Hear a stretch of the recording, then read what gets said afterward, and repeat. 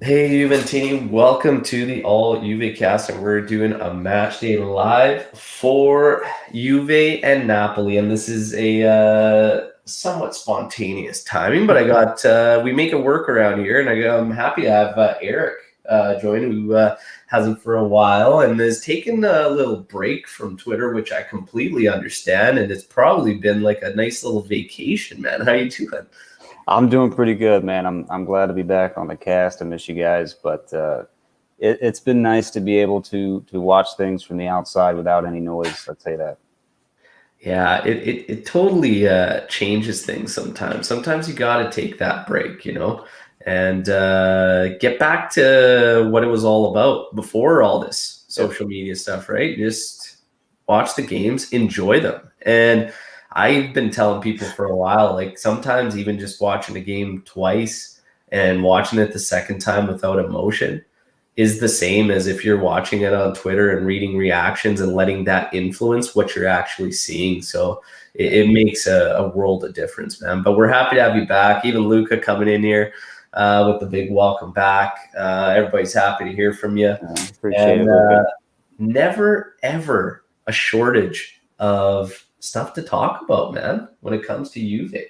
We're going to go through basically all the stories surrounding Juve currently and some rumors. And then we'll get into this match and how we think it's going to go. And obviously, a big one for Pirlo, apparently. And basically, a lot of reports saying that this is the do or die match, so to speak. And he's got to get a win here or they're going to pull the plug. And man, this is a tough one.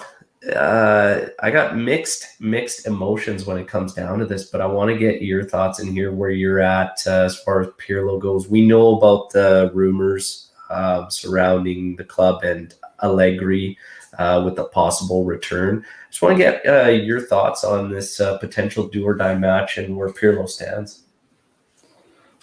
It's tough because there's a part of me that I support Pirlo and I support the idea that if you have a new coach, you have to provide him with everything he needs in terms of what's going to allow him to succeed. And time is one of those things. But the other 50%, on the contrary, I also understand that you kind of have to right the ship before it crashes into the iceberg. And when you see it coming, you have to do what needs to be done in order to avoid a total meltdown. And I think that's just the position that they feel that they're in. You have given the benefit of a doubt or benefit of the doubt to your coach to make changes, and they have been consistently playing inconsistent. And I think that the faith in making the proper changes is starting to wither. Therefore, they probably feel that they don't have another option because they gave you the benefit of the doubt, and it's just not working in the way that they wanted it to, or whatever vision they had for it. Yeah. It's so tough for me too, because like I personally like I feel like a lot of the mistakes and these errors are really just like the players aren't doing him any favor. Let's put it that way. And I also looked at like January when we made it through that stretch and we literally had only lost one match. And then it was like, what changed?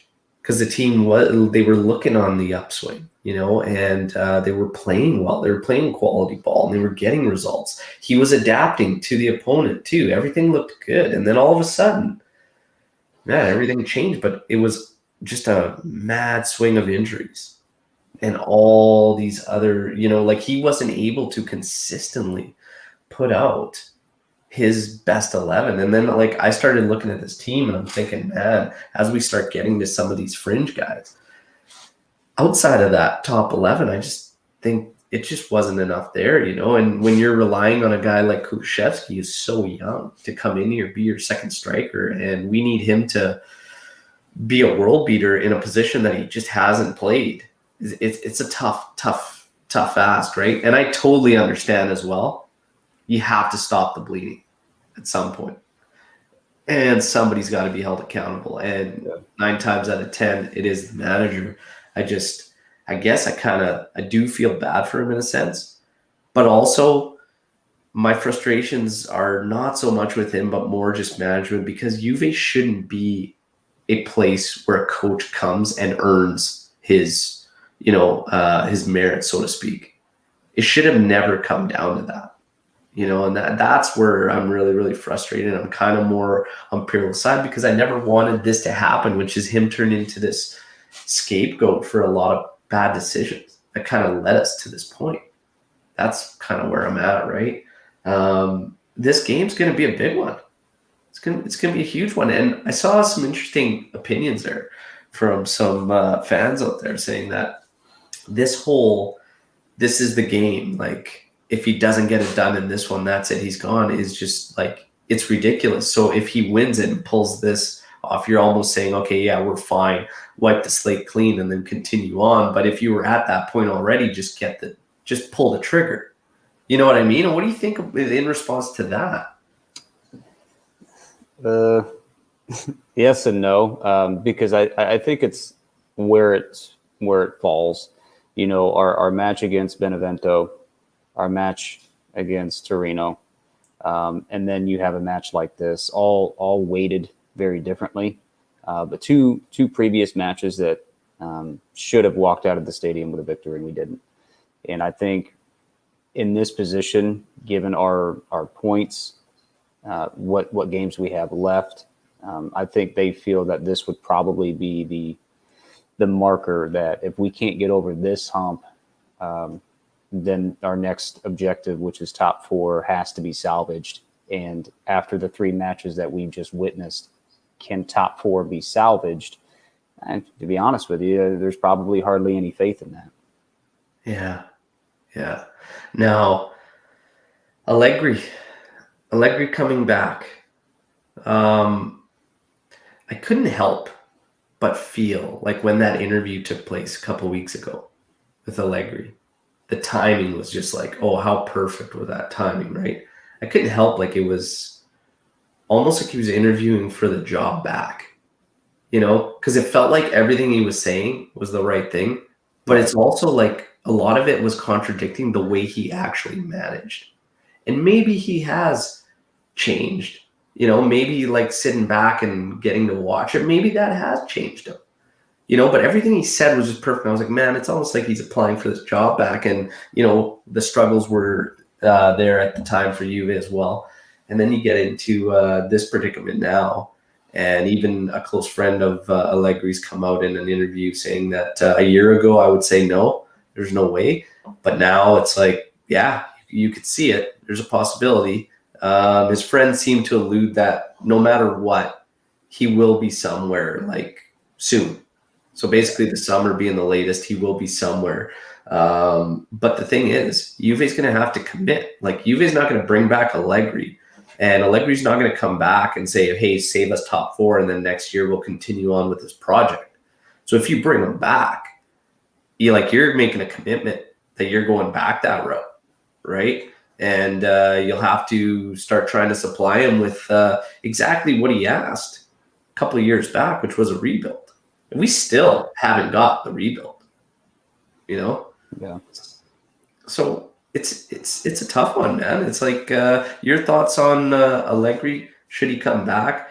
Would you make a commitment to him? Because he's probably going to look for a multi-year contract because he can get that elsewhere. So what do you think?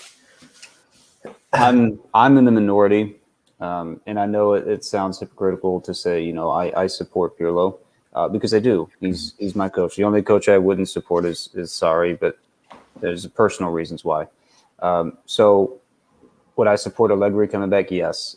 In my personal opinion is because I thought he overperformed with the players that we had. So if you get him the players that he needs, I think the sky's the limit. I do believe that him not coaching for 2-3 years has allowed him to see the game in a different, from a different lens, which is probably why his interview sounded the way that it did, because maybe he has seen the game in a different way. So yes, I love Max Allegri. I personally, from what I know, is that our management had to be convinced to let him go. I don't think they truly wanted to let him go. And I think there's a bit of a difference there. And, are we having the same conversation two years down the road if they were able to supply him with, what he needed then? So I'm not sure, but if there is a coach that you bring in, honestly, he's probably the only one outside of Zidane, and with the way that he's playing in Champions League right now and the way that he's playing in La Liga, I don't see him parting ways with Real. Yeah, I'd have to agree there, and like that's kind of my thoughts. Is I'd love for Zidane, but ultimately, I want to get your thoughts on some of these other guys that were rumored when it comes to Pirlo, and it was Simone Inzaghi was one. Real quick, your thoughts for Inzaghi? Absolutely not. Would you rather just stay with Pirlo if that was the case? Yeah. Spalletti. Don't even let him in the stadium. No. Absolutely. I love it. I love the honesty.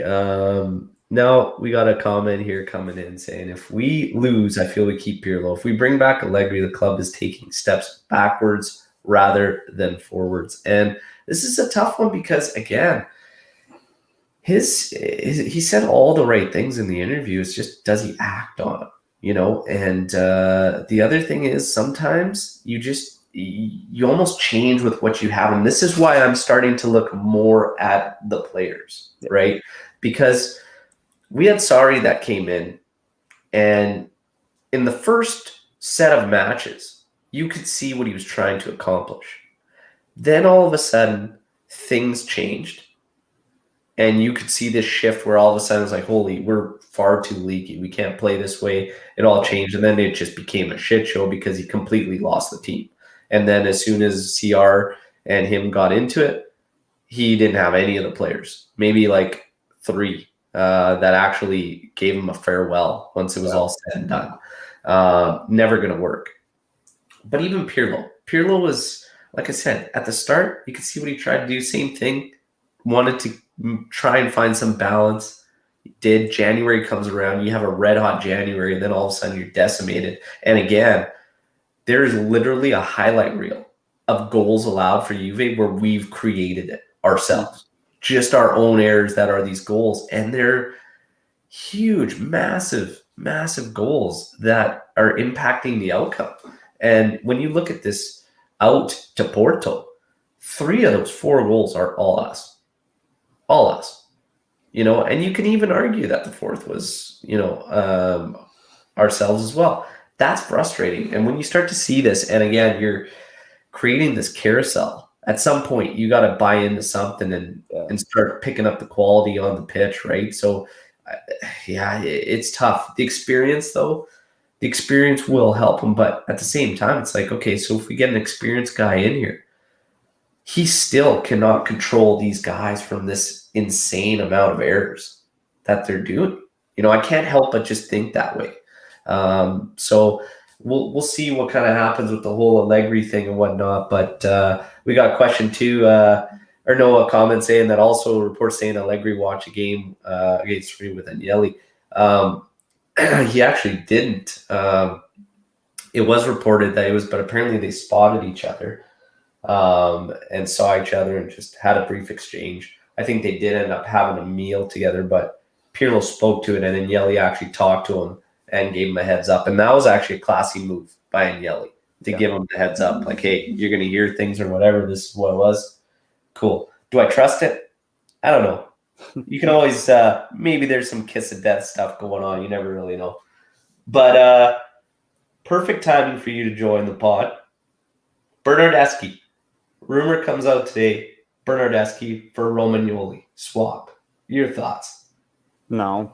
And it's not because of who it is in terms of who we're swapping or who we're using. Me and you have discussed this. I know you've discussed this with a few other folks.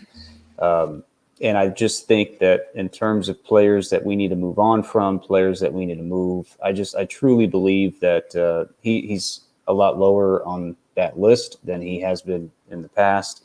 And I'll be honest with you, I think after September or October, he's given us reasons to be hopeful in terms of just his play. I think we've had more positive reviews post match about him than we've had negative. And so I just think slowly but surely he's starting to turn the tide. But that swap, I just don't think you do it. Not to you don't want to lose a versatile player who can play both sides of the pitch, who can fairly play top and bottom of the pitch as well, for a center back who's seemingly struggling. Yeah, that's the thing with me is number one, Romagnoli just doesn't impress me. Yeah. Just flat out doesn't impress me. The other thing is too, we were talking about Pirlo, whether he stays, whether Juve can maintain top four. If we don't maintain top four, there's going to be a massive shift in rosters. Like players are going to be wanting, like there's going to be an issue with certain key guys. I'm not so sure. Like I'm not convinced, even in maintaining a top four position, that even Cristiano would want to stay, to be honest. So we already have an insane amount of rumors surrounding Dybala. And, Dybala, there's even rumors swirling around that Juventus has retracted its offer and that it's no longer on the table and that this summer it's done. Like they will find a move for Dybala. His girlfriend, oh my God, she's saying all the wrong things at all the wrong times after the party thing with McKennie, Arthur, and Dybala. And now today she's saying a little blurb. It wasn't as bad as what had come out, but essentially saying there's nothing to do in Turin and Dybala is always looking for something to do outside of it. Regardless, that's not a big deal, but it just adds fuel to the fire. And with Dybala, I can't help but feel like it's over. Yeah. And that's going to change things as well. If you're all of a sudden going into a Mercato and you have Dybala and CR leaving, and the fact that rumors are circulating now that Juve doesn't even want to extend a 10 million euro loan anymore for Morata. This is interesting stuff, because for me, how on earth are you going to fill all these gaps? Like it's getting, they're giving themselves too much work. So making a swap like this, to me, especially considering the versatility of the guy involved, doesn't make a whole lot of sense. Because if push came to shove, he'd slap back up there as a right winger or a 10, like if he had to play wing back for Christ's sake, if he had to in the middle of the park. Like it just doesn't make sense with all these things going on. It just doesn't make sense for me. I want to get your thoughts on a couple of these other scenarios that I was just alluding to there. Morata, do you take him on another 10 million loan, or do you just walk? Here's the thing. I think they're stuck with him because he's playing himself out of that loan. He doesn't deserve to get the loan extended, but I also don't believe that they have another option. And just by default, I think they have no choice but to extend it. Yeah. Like for me, it just doesn't make sense that they would say flat out no. I know that here's another name, Moise Kean. They're working to try and get Moise Kean back a return. That's great. We know that Aguero is a free agent that's circling around there. Depay is a free agent that's circling around. I think Haaland is the dream for everybody. He's got a release that kicks in another season, another year. I just think he's going to get bought out. Either Man City or Real Madrid are going to buy him out. I just think you're creating way too many holes. And I think you have to look at the easiest, cheapest options at this point in time based on where our circumstances are, and deal with what you absolutely have to right out of the gate. This team needs midfielders, needs a couple midfielders. You need some fullbacks. You got to focus there. Take the loan option on Morata. if you get another one on a free as like, so you have 2 9s, which bit us in the ass this year, not having an alternative 9 to Morata, do that. Get that coverage there, but start focusing on these other ones. The thing with the swap too is it's going to come down to how these swaps look on the books. What does it end up doing on Plus Valenza? Because Juve's got to basically come up with 100 million euros by the end of June. So what's I mean, do you happen to know Romagnoli's wages? Because that might end up being a negative swap. I don't think they're getting paid the same amount anyway. Yeah, because Berna's sitting around what, 4? Yeah. I'm not sure on. I want to say Alessio's making 5 or 6. So it's like that the finances of that swap, combined with just the characteristics of the swap itself, just doesn't make sense to me. Yeah, I think it's gonna have to do again. Probably have to see with the market value, and then obviously Berna's amortization and whatnot, and what it means in terms of numbers. But I'm not actually 100% sure on. I think Romagnoli sits around like a 40 to 45 mil like market value, somewhere in there. But I'm not sure in terms of his contract how much he's actually making annually. Tried to quickly find it here, but I don't think it might be somewhere close. It might be actually in that 4 to 5 range. I'm not 100% sure, but yeah, it's all this is going to weigh heavily on what this team's going to do. And again, I think the standings, I think we can talk about all these scenarios, but until we see where the chips fall come the end of the season, that's going to make a big impact on what players are even going to come to your club. Yeah. And that's the scary, scary reality. Let's talk as if, we keep top 4, we got Champions League football. Dybala Icardi swap. What do you think? How do you feel about that? No, I've actually, as crazy as it sounds, I've actually kind of gone through this conversation in my head. So I have some players in mind that I would move and I would bring in, and I'm probably going to get laughed at for them. But I feel that they would be strong players as a unit, maybe not individually. But that swap, no. But I would swap. If it came down to swapping, I would swap Paulo and Antoine Griezmann. For Griezmann? Yeah. How come? His style of play, I think, would really work in Pirlo's system because he's a very direct player, but he's also, correct me if I'm wrong, I believe he's got some chemistry with Alvaro Morata from their Atleti days. I don't know if they were there together or not, but he's also a player that can play on the counter, which is something that we can't do. But I see him as the player that was at Atletico Madrid, not the player that's at Barcelona. And I just think his style of play and his characteristics would benefit this team. Yeah. A couple of years older, 30 years older. Dybala's what, 28, 27, 28? Yeah. Just 30's not terrible. But it would be like a 2-year thing. So then you got to start to question. Yeah, I think it's what hurts the most is that it's a bad time to move Paulo. Because right off the bat you're taking a hit.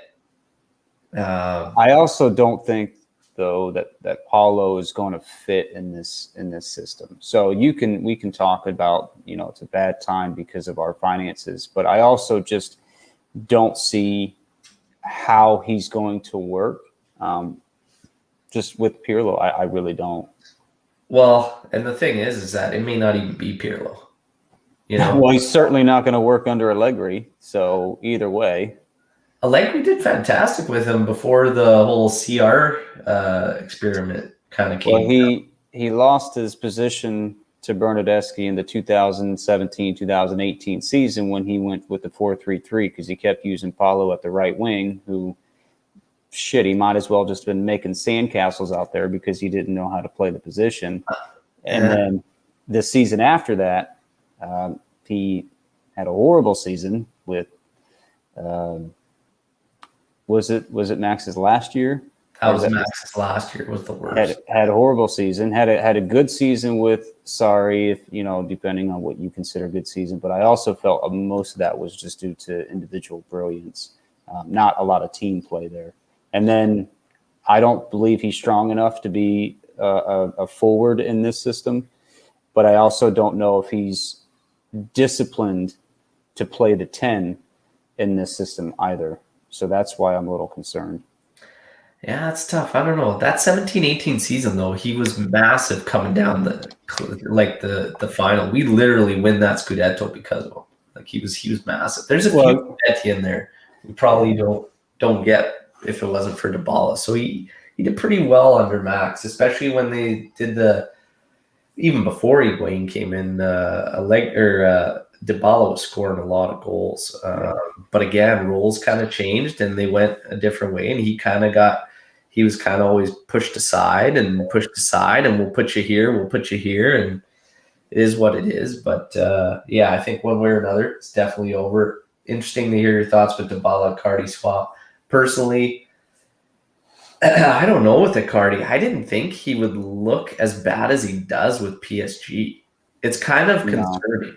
Yeah, like I didn't expect that. Like that's a high-powered offensive team that scores a lot of goals, and I watched them play. What was it, a month ago, maybe? And it was like painful to watch Icardi. I'm like, man, this doesn't look like the same guy. Like it just didn't look like himself. Technically off. I don't know. It's kind of concerning. I mean, whether the guy knows the league and all that, whatever. But I don't know. I would think you go for a better swap for Dybala than Icardi, in my personal opinion. The last one of these moves that we're going to talk about and everything is Hakan Çalhanoğlu is rumored to be a target for Juventus, and that Baratic has always thought very, very highly of him. I want to get your thoughts on this player. And just right off the bat, yes or no? Like, are you kidding me? Like, what are your thoughts in terms of this guy? Instinctively, no. He's a rather streaky player for Milan. I'm not saying he's bad. I think he is talented, but we don't need to move to players that are streaky. There's names out there that have been consistently brought up for a reason. To me, that's just another one of those economical decisions, which is probably why we've been in the same hole for 5 years. So to me, I just don't know if it's a good idea to do that. Yeah, I mean, Hakan, like Çalhanoğlu there, it's like I watch him and like it's always like I see highlights and I'm like, holy shit, and then when you watch him, I'm like, oh man, it's kind of underwhelming. Yeah. I'm just like, oh yeah, he's okay, decent player, good at free kicks. I'll give him that. Good on the dead balls, but yeah. I'm always like just left wanting a bit more. I'm like, he's good. He's good. On his day, yeah, he's really good. But again, streaky player. And I kind of see him almost falling into the same thing where he's not quite a forward. He's not quite a midfielder. You know what I mean? And you've got to have the right setup again. So it's like, are we just going to create kind of the same issue we've had with a couple guys? So it's a weird one for me. On him, it's a no. Then let's get to this match. Let's get to Napoli, Napoli and Juventus. Almost like reliving the past. We get this international break, and there's a breakout of COVID. And how it was handled was just an absolute joke, to the shock of absolutely nobody. You have guys that tested, and all of a sudden there was a team member and these other guys that were in contact in the same national team got to play the same weekend, and it was just bizarre. So Sirigu, Bonucci for us, Demiral for us, and then Sirigu test positive.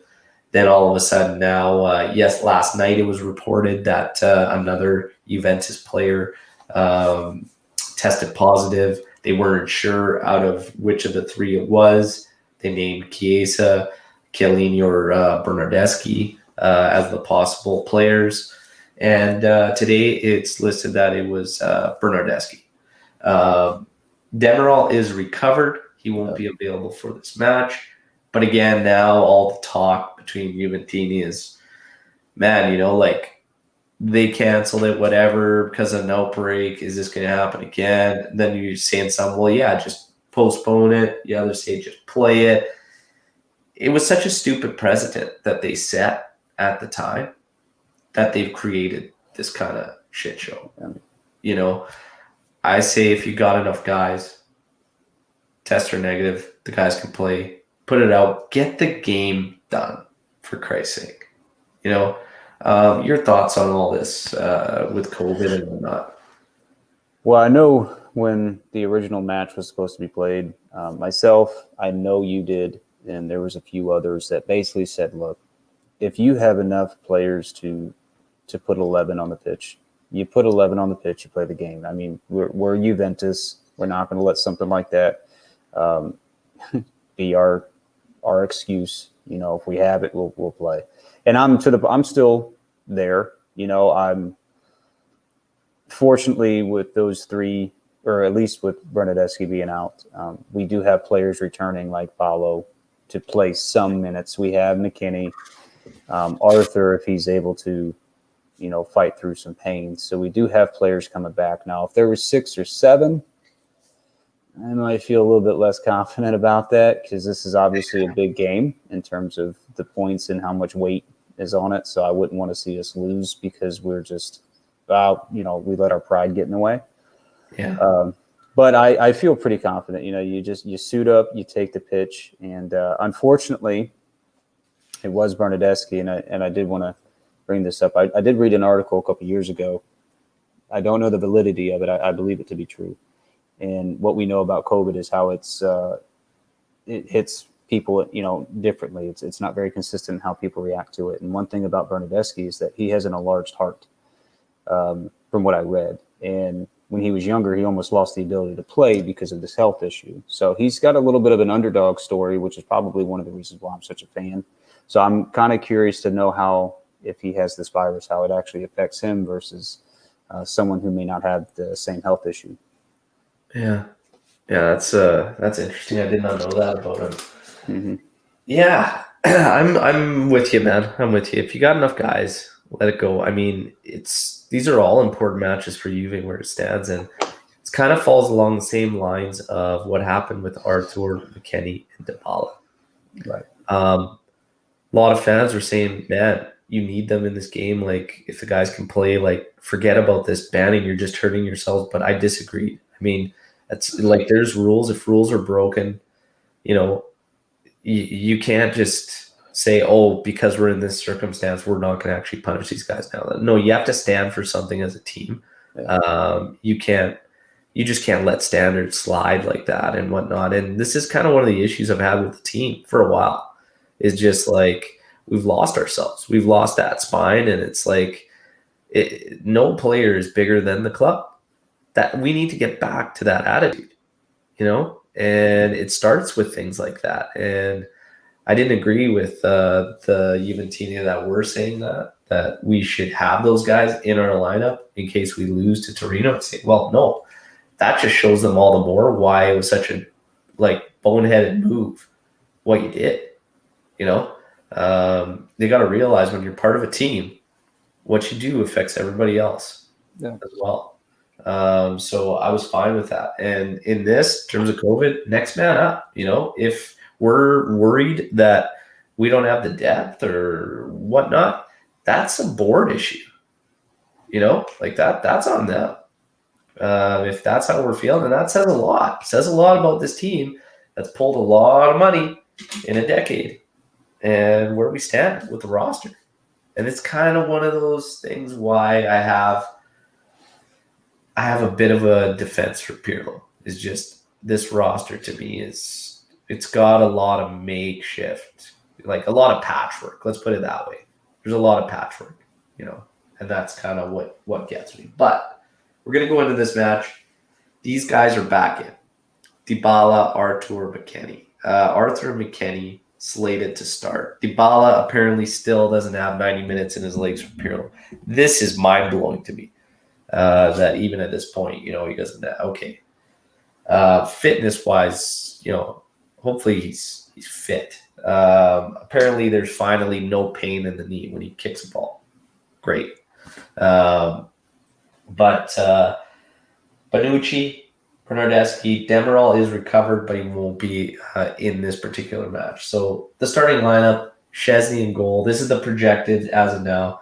Szczesny in goal, Quadrado, De Ligt, Chiellini, Danilo across the back, McKennie, Arthur, Bentancur, Chiesa with Morata, and CR up top. Initial thoughts on this lineup, Eric, and then we'll get to kind of how we think this game's going to unfold. Not a lot of options. I don't like the formation. I really don't. I'll stop at that. I don't know what he can and can't do, but 4-4-2 just it's not it, man.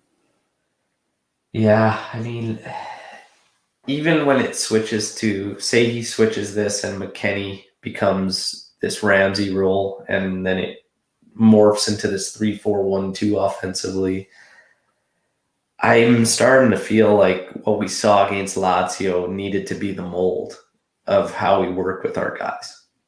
Yeah. Some saw 4-3-3, some saw hybrid 4-2-3-1. Regardless, I liked it. It looked a lot better, a lot more natural for the guys involved. Yeah. That's one of my frustrations, is why not go back to that? Something that looked drastically better than what we were seeing. And then you never see it again. That's frustrating. Very, very frustrating. If you look at this lineup, even if you take this lineup and simply move, say, Arthur down, get Quadrado, Danilo going up and down the wings, just move Chiesa to right forward. You have yourself a 4-3-3. Arthur can slide back defensively, push your CBs out to cover for those fullbacks. Just make it happen. And this is why I still hold Pirlo accountable, is that, you look at stuff and you go, what are his options? What can he do? Look at the personnel, what players available. But me and you've had this conversation, and I even made a comment on the last cast, was that, I feel like he's still putting them in positions to make those same mistakes. And your rebuttal to that was that these should be their natural positions. But I think the tactics and the philosophy behind them is what's making it unnatural. There's a lot of moving parts. There's a lot of cogs to this. There's a lot of, when you take McKennie and you put him out as a winger, then, you force him to run back, to the 10 or vice versa. You put Chiesa on the, on the left, which I believe is his lesser side. He's still a strong player, but not as strong as he is on the right. I just don't believe that Pirlo's putting his players in the best position possible. I think he's trying to really force this idea out of them. And it's a lot for them to take on at the moment.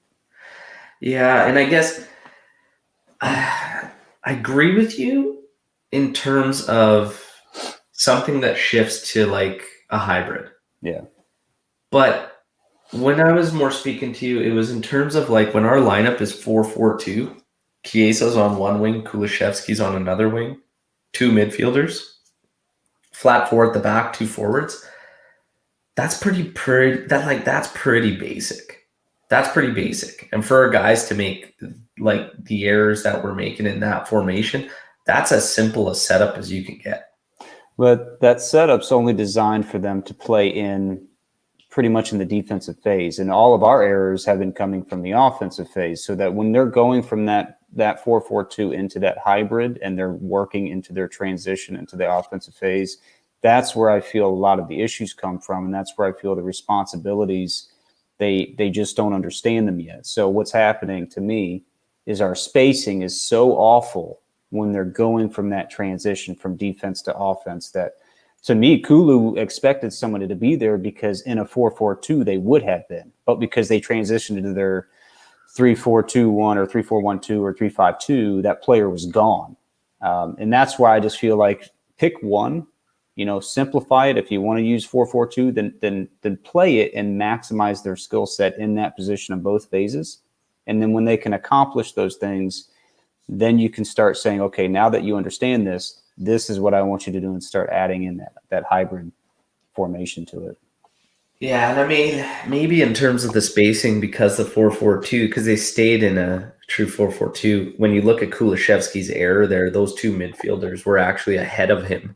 And one, obviously, because there's two-man pivot, is on the far side. Yeah. And then the one that's closest to him didn't drop to be an option whatsoever. He had two options. Really. He had two options. Actually, he had three. You either take a stab cross field, which I wouldn't have done. You either pump it back to Chesney, who in that particular game might have fucking let it in. And then your third one was put it down the line back to Cuadrado and let him deal with it, right? Yeah. He didn't have a lot of options on that one. Yeah. I'll give him that. But frustrating nonetheless. Yeah, it's just it's tough with Pirlo. We got Sammy coming in here saying if Pirlo stays, he definitely needs a better and experienced assistant manager and get someone else to be in charge of the recruitment. So I want to ask you about a rumor that circulated earlier in the week, which was Lippi to come back as a technical director. I was a fan. I was a fan of that. But I want to get your thoughts on that, Eric. Yes, if I could put it simply, I think a lot of individuals that were making claims of, he's too old, he doesn't. These are probably fans who are rather new to the club. In my personal opinion, I'm not going to attack them, but when you have somebody like that, the guy is a born champion in terms of just what he's able to do. He can build championship squads. He did it for not only the national team, obviously, but he did it for Juventus as well. So to me, absolutely, I'd be more concerned if his health is at a point where he can handle that type of stress. Yeah. Well, I think that's probably a bit better being the technical director. For me, I see it as a win-win. If you're actually looking at this team, we've gotten away from the team building aspect. We've just kind of lost our way. It seems to be a lot of flash, almost a lot of smoke and mirrors. Yeah. And then when the team hits the pitch, you're like, ooh. That's also another position that I feel like if they bring Max back, it's also another position I feel like he would be very strongly suited for. Yeah. You bring Lippi in, help the team build inside. And if you wanted to continue this project and say for whatever reason they do stick with Pirlo, which I don't think is going to happen. I think he's done one way or another. Yeah. And again, I feel for him, but you got to earn your way up to that spot. You don't just kick off there. And it's kind of another reason for me is that I kind of adjusted my expectations at the start of the season. I thought, man, if this guy can do something, that's insane. I thought we would still be competing for the Scudetto. And to be honest, technically we kind of still are, but it's gone. I can't see a Conte-led side dropping this by any means. But numerically or whatever, we're in that mix of top four. Won the Super Bowl, but bounced at around 16 at Champions League. Again, so many errors from our guys. I'm really, really disappointed in the guys on the pitch there in that one, And then again, the level of fight in this team. And that is where a lot of fans are saying that fight comes from your coach. I talked a bit about it on the last podcast. I said, you don't have to be a raw guy to be a very strong, good, motivating coach.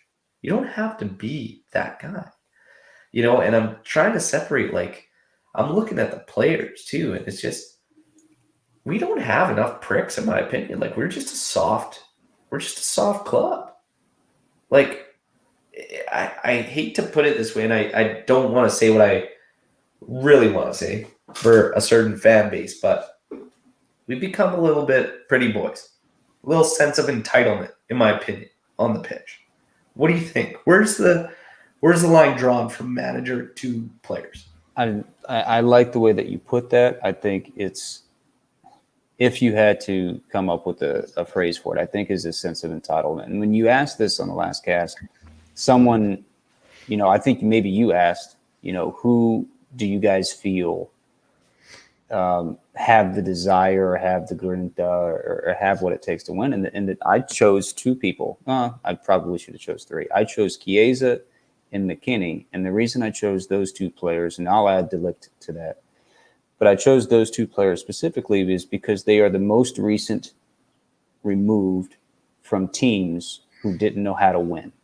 So the desire to win for these guys who never won is clear as day. And then when you get into the squad that we have for guys that have been there 5-7 years, you see the complacency. And I think you see the complacency, and I think they, in their minds, they just, we'll win. We'll win. It's not that I don't think that they don't fight. I think it's that they truly believe that no matter what, they're going to win. And so they forgot what it's like to lose. And so to me, that was the biggest thing that stood out. And I think that's why Chiesa is shining, is because God bless him. He just left for Fiorentina. Yeah, he wants to win.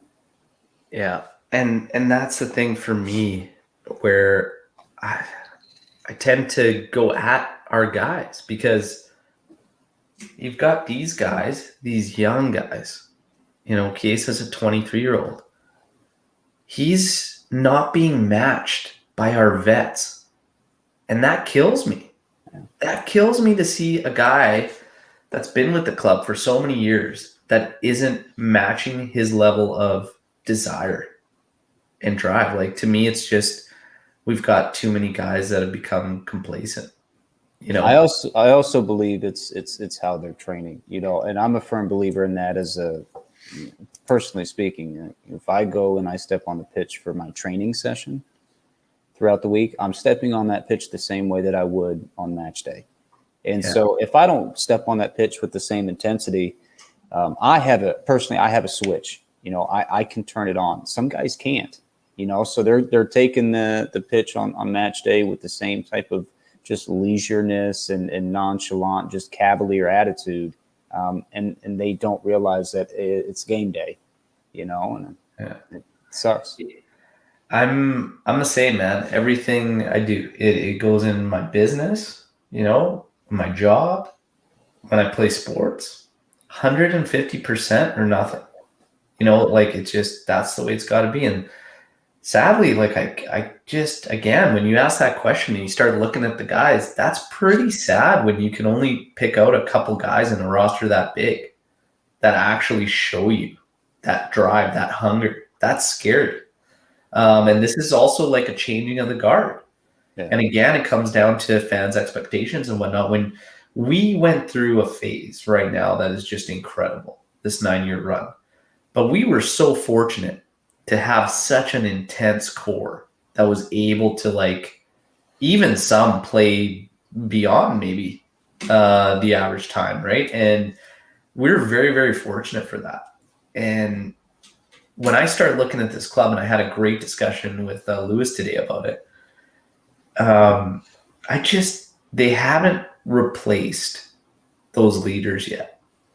The guys that are there now that are supposed to be the ones that need to start taking that next step and start, the passing of the torch is supposed to happen. It's not there with those guys. No. Like Sandro, Quadrado, Bentancur, and now even Dybala, and I'm a Dybala lover, but he really disappointed me. Yeah. Well, he's certainly not helping himself by any stretch of the imagination. But this is also why, and I agree with you, you don't need a rah-rah guy to be a great coach. There's a lot of very cool-headed coaches out there, Ancelotti, Zidane. You don't see those guys get too high, get too low. But when your players don't represent that, I do feel that Yeah. When the coach has it, okay, they kind of make up for the players who don't. So if your players are kind of very, very even keeled and they don't understand the motions or the emotions of the game, and your coach doesn't show any of that either, they're probably looking to him for that. That's where maybe you could say, okay, it's time to kind of crank it up a little bit. Yeah. And I think part of it is to, we're comparing what we had. Yeah. We're looking at Conte when he first came along. We all know what Conte's all about. We all know what he's like. And then even Allegri, Mad Max was known to make a lot of appearances. And I think now we're just like, no, we need a guy that yells at them. And I don't think necessarily you need it, like it's just, again, we're everybody's looking for answers, right? Here we are though, in this match, going into it tomorrow. It's going to take place 9:45 a.m. Pacific time, 12:45 where you are, Eric. And Juve is still favorites. It's going to be at Allianz Stadium. Not much of favorites. 3.9, 1.83 favorites, but to win, this is going to be a tough one. We talked about guys missing for us. Not too bad. Dybala should probably get some time somewhere in there. I think Arthur and McKennie back in the midfield is big for us. So that'll be big. Danilo, Quadrado's proven to be big in terms of creation. Chiesa is our catalyst, without a shadow of a doubt. We are living and dying by this kid. It's crazy. A kid that nobody wanted at the club for the most part. I wasn't one of them, but all eyes are gonna be on him again. Morata is, like Pirlo said, and this is one of the things I do appreciate about Pirlo. He gives you a good insight. Like, he's not scared to really let you in. And maybe it's because they've been filming this damn series or whatever that he knows it's all going to come out anyways. But talking about Morata being sensitive and whatnot. So eyes are going to be on him. He needs to get it together. I had to laugh last match because people were crediting him with an assist. I said, shit, if that counts as an assist, I may as well get one too from sitting on the couch, because Chiesa had a hell of a lot to do. But Napoli not missing much. Demi and Gulam out for them. So they'll be at it with their key guys. We know that this was the rescheduled match. We know they're going to come at us. It's going to be a tough one. With all this riding on this, I think this is going to give us a good look at where this team stands as far as Pirlo goes. Because Pirlo spoke to it in his presser today, and he said that the guys are with me. They have confidence in me. We talk all the time, have a lot of conversations. Like, the feeling is good. He said, we know we're in a bad moment. He spoke to the great run in January, and then he said circumstances changed, and unfortunately we haven't been able to get back to the quality ball. This match with a coach's lifeline, basically. This is a coach's lifeline match. Napoli, on the flip side, had these particular matches with Gattuso, which in my opinion is crazy because he's far from an issue for Napoli, personally. But we saw what it meant to them when they got the job done. So I'm curious to see, and if that's going to give us an insight as to where this team truly does stand in terms of Pirlo and the players themselves. What do you think? Will we get that positive reaction? Do you think they are truly there for him? I know they say they are, but if they were there for them or for him, I don't think we would have had the match like we did against Benevento, and then the lack of reaction against Torino. So, I know he also came out in the presser and he said, the time for excuses is over. And Pirlo's always said the right things, in my opinion. He doesn't throw his players under the bus. He might try to comfort them just a little bit, but I think he knows the psychology of the game better than other coaches because he's not too far removed from it. But I don't know. And that you've already brought up the point, though, is, let's say they do go out there and they win and they extend his coaching career for another week, and we fumble the following week. Then what, is that the game? Exactly. And that's the problem that I have, is that win or lose, it's about how you're consistently playing, which is why I feel that tomorrow the match is going to be what we've been seeing, because the formation's the same, personnel's kind of the same. I really see us playing the same type of match that we've been playing the last 3 or 4 or 5 matches. I do. And that's a tough pill to swallow. But like you said, if we go out and win, and then what? What's next? Do we continue to play as if our coach is not going to be here the following week? Is that type of pressure you want to put your players under? And this is part of I think the issue that many fans are having is just, what's the plan? Yeah. What's the ultimate objective? Like, what are we aiming for, right? Yeah. So it's just kind of like, you're saying at one point, we committed to a plan no matter what the outcome was of this season. And it's like, okay, so that makes sense then why you would hire somebody that has 0 experience. Because you're looking to the future, you want him to build. Okay, it still doesn't make sense to me to get somebody with no experience, but regardless, okay, you're throwing away all the objectives. Okay, cool. And then all of a sudden it's like, well, these 3 games are going to dictate whether we keep him or not, because now all of a sudden we're losing. Well, I don't understand. Like, the gap there is massive. It's like, no matter what outcome, we're sticking with this guy. He's got 3 matches. Otherwise, we can't fall below 4th. Then why get a guy with no experience in the first place if you don't want to sacrifice top 4? Right. Because ultimately it was like, yeah, sure, you can have all the beliefs in the players you have, and you can look at any roster on paper and say, yeah, this team will win Serie A for sure. Look, CR7 is a prime example. One guy doesn't change a team. One guy doesn't just magically change a team. If Allegri at that time requested a rebuild, I've been telling people we still don't have a rebuild. And you have a spine that is another 2 years gone. And you haven't replenished that spine. You've just started to mold a new spine. You have absolutely not one general in the middle of the park, the most important area of the pitch. You don't have one guy that's a general. So your spine automatically doesn't continue from your CBs up, and it's just, they got to get their shit together, man. They got to make a decision as to where they want to go, and they just need to actually commit, but it needs to start making some sense. Well, I think common sense is basically saying that this idea of a project is a cover-up because they're pretty directionless.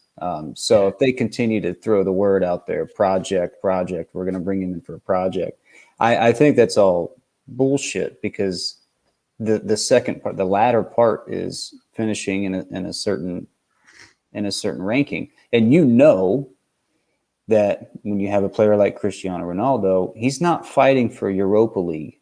He's fighting for Champions League. He wants to win the big trophies. So this idea of a project, to me, it never registered to me, because you're not looking for a project when you just bought Cristiano Ronaldo. Your project is that you have no fucking clue what you're doing, and you're just trying to. It's a PR stunt, Exactly. That's what it is. Matthias coming in here saying some reports are saying there's one match to decide his future, and some say he is still part of the long-term process. And that's just it. Nothing's making sense right now. The only thing for me that makes sense is this team cheaped out. Yeah. We've done it for 2 years. We did it for 2 years. Yeah. It's the same shit we've done in certain positions with the roster, we just did at managerial position. Yeah. Okay. We literally were still paying Sarri. They paid an extra season for Allegri. They didn't have the money to get Poch, even if they wanted to. They were never going to do that. And I honestly still say at the time, I would have been fine with Poch because he had experience. He could work with what's given to him. Fine. At least you got a guy with experience that could make some moves, that could do something, They literally brought Pirlo in because it's 1.8 a season. And that's the bottom line. That's the bottom line. They cheaped out.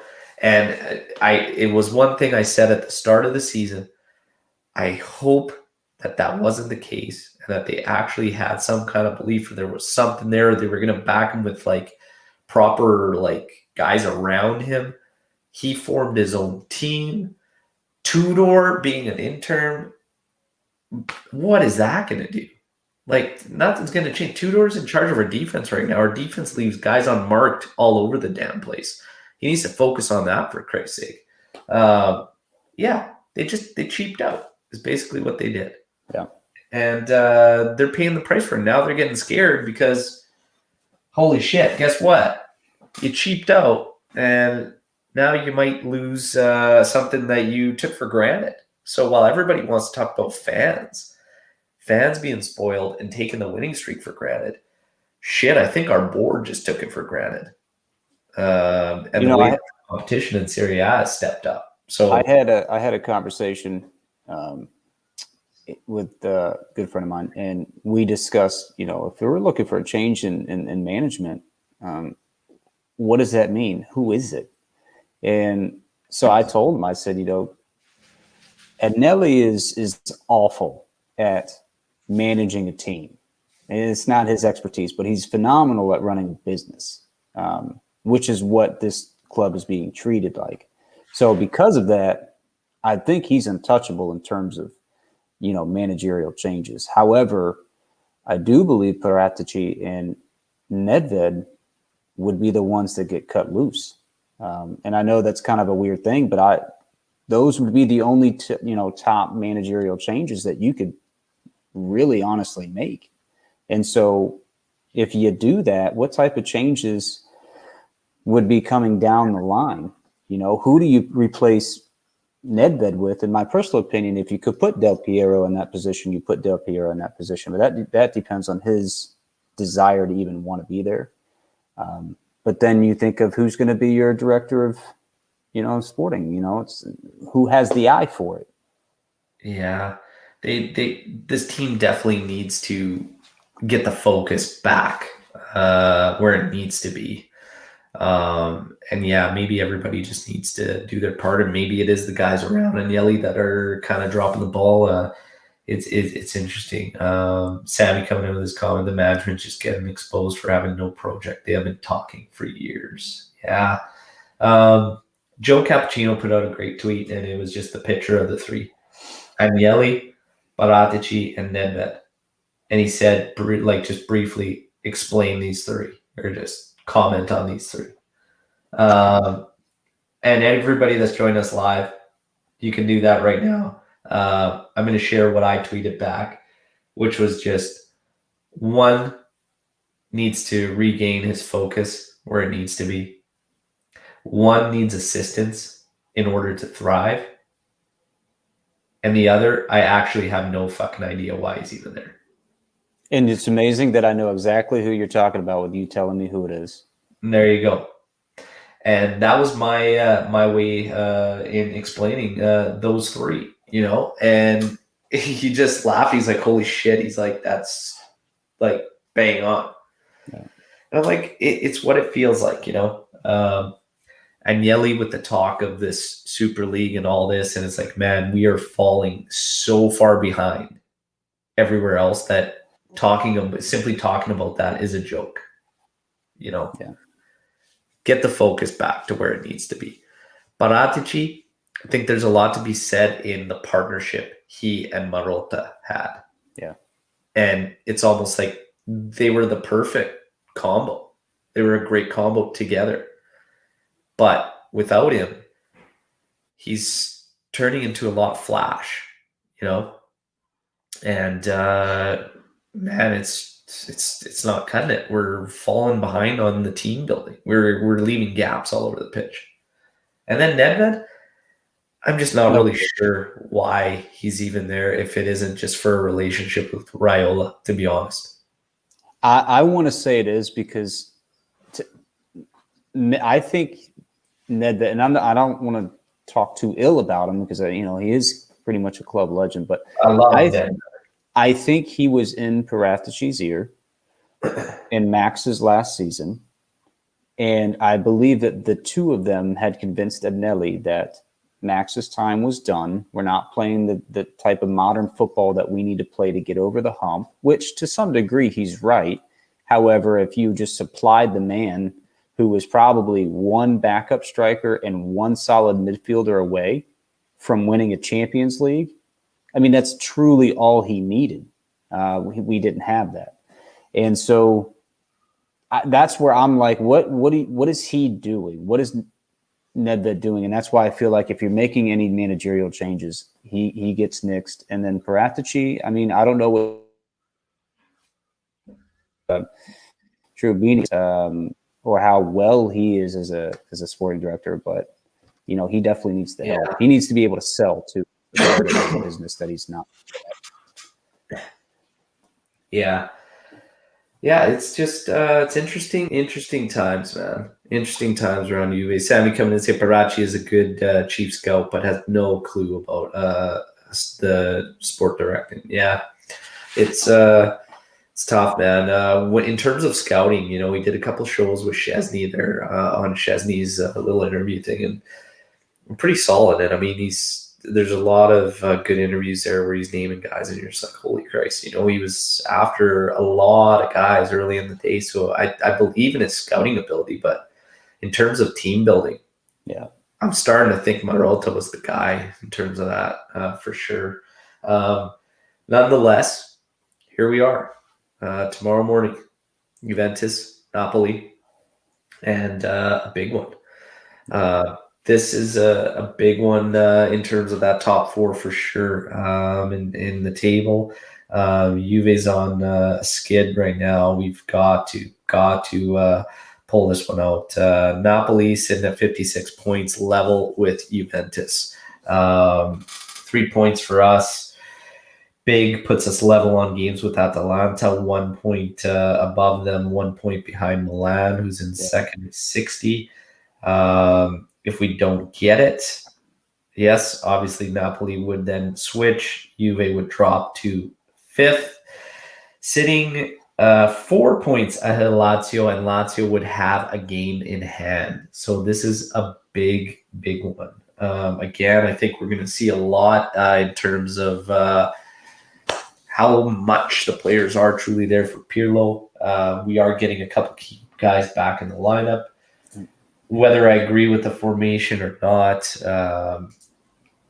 it just, again, these rivalry games, you just got to find a way. You have to dig deep. You got to get down. Sometimes these tactics, they go out the window and you got to adapt, and it's down to the guys out there. And I need to see a level of intent there far, far superior to the one that we offered against Torino.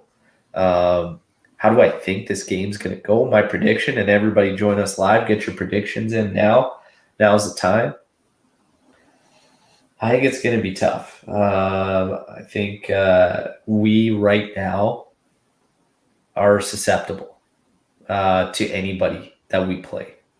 The mentality isn't right within the team right now. When you watch the guys enter the pitch for the second half against Torino, that the body language is everything.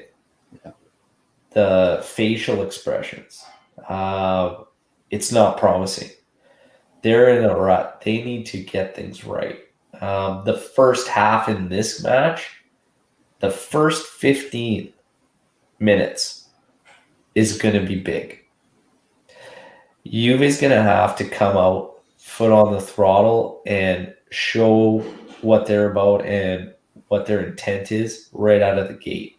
Or I fear, all these games with our opponents, the longer we go, always giving teams hope and whatnot, they start taking it to us. And Napoli can attack. They can attack. They're susceptible at the back, though. And we need to take advantage, and we need to waste no time and come out of the gate hard. In the first 15 to 20 minutes, I'll know if this team is there for Pirlo and is going to react and go hard. This is going to be a 1-goal game, in my opinion. 2-1 for the winner. I'm not so sure right now if it's going to be Juve, but I'm going to pick 2-1 for Juve and say they will do this and get this one done, because I think international break played a part in it. We're notoriously bad before and after, and I want to have that faith in my team that against rivals and the big clubs, we'll at least pick it up. Torino, let's put that behind us. We get McKennie Arthur back. Dybala plays in the second half. Let's get that win. 2-1. Eric, your thoughts on this match, predictions? My thoughts on this match is I need to see much, much more than 15 minutes. I need to see 90. I need to see 92. For sure. They've been doing that all year, and that's one thing about this team that I've noticed, and maybe they can play to that, is that they play in bursts. It's 5 to 10 minutes of attack and moving the ball quickly, and then it's lackadaisical. And if they can learn how to possess the ball during those moments of being lazy and slowing down the tempo, and then go back into their bursts of attacking, I think this team would be much further ahead than they are. That being said, 2-2. 2-2 draw. Yep. Yeah, that'll be a tough one to take, but again, Napoli can score goals, man. I just want to see us. I'd love for just a full 90. I can't even remember playing solid last night. I mean, the Lazio match was great, but even in that, we had a little bit of a lull. I just need to see them at that level, that championship caliber level of focus, concentration for a 90 minutes. And, Chiellini, he is literally, you could copy and paste his interviews all the time because he's saying it after every match. You have to understand the moments, and we don't. And they keep making these errors at critical times in matches. Yeah. So, let's see them come out of the gate hard, hopefully. But maintain that level of focus and desire, just hunger for 90 minutes. Need to see a full, complete match. 2-2 from Eric, 2-1 from me. Matthias coming in with a 1-1 draw.